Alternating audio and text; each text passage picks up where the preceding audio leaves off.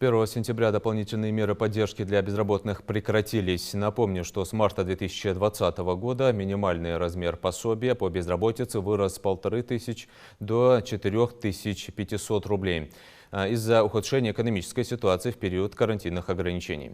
В Минтруде напоминают, меры поддержки, принятые правительством, были рассчитаны только на 3 месяца с мая по июль. С сентября размер выплат вновь сократился до 1500 рублей.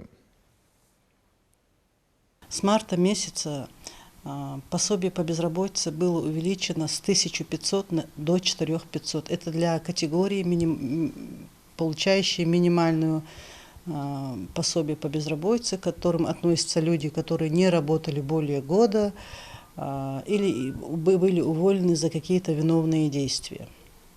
Для категории, которая была уволена после 1 марта, это очень важно, вне зависимости от того, сколько дней человек работал, он мог работать 5 дней, 10 дней, но его уволили после 1 марта. Для этой категории сделали исключением в законе о занятости, сделали исключение постановлением 844 и было выплачивалось 12130, тоже 3 месяца. С 1 сентября пособие по безработице для граждан, состоящих на учете и признанных безработными, стало 1500.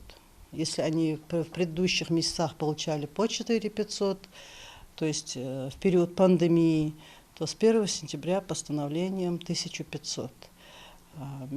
А для категории максимальщиков, имеющих при этом 26 недель стажа, до увольнения, вне зависимости от по какой причине они уволены, кроме виновных действий, они будут получать и получали 12130. Нормативно-правовая база, которой руководствуется при начислении пособия по безработице, при работе с клиентами, она внесла вот такие коррективы. Также одному из родителей, уволенному с 1 марта этого года, назначалась доплата в размере 3000 рублей на каждого ребенка. Сумму получили 76 тысяч детей в регионе. Но согласно закону, с 1 октября эта мера поддержки также прекратилась. К слову, на сегодняшний день на учете по безработице в регионе состоят 55 тысяч человек. Еще один немаловажный вопрос, возникающий у таких категорий граждан – размер получаемого пособия. Люди жалуются очень, почему по 1500, почему по 700 рублей. В соответствии с постановлением Минтруда России 106Н есть такое понятие, как перерегистрация. Она делается 2 раза в месяц.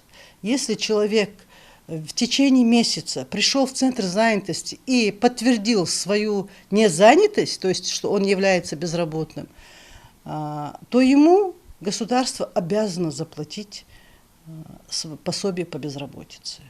Но если он в течение месяца, например, 15 дней простоял, сделал перерегистрацию и к следующей перерегистрации уже нашел себе работу, или мы ему нашли работу, то есть в центре занятости нашли работу, соответственно, он уже не является безработным. Вот принцип перерегистрации – это закон, поэтому начисление делается в зависимости от перерегистрации.